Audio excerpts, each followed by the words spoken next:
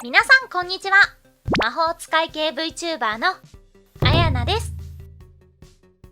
今日は宝箱のモデリングの続きについて解説していきます。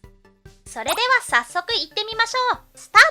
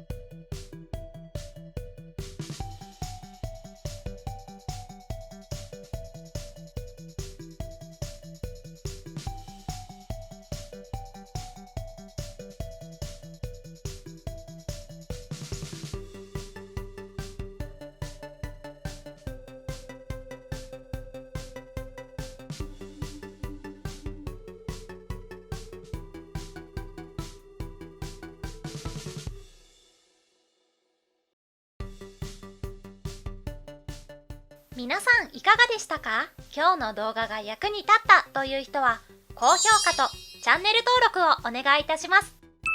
ご要望がありましたらぜひコメント欄からお知らせください。それではまた次回の動画でお会いしましょう。それじゃあね、バイバーイ。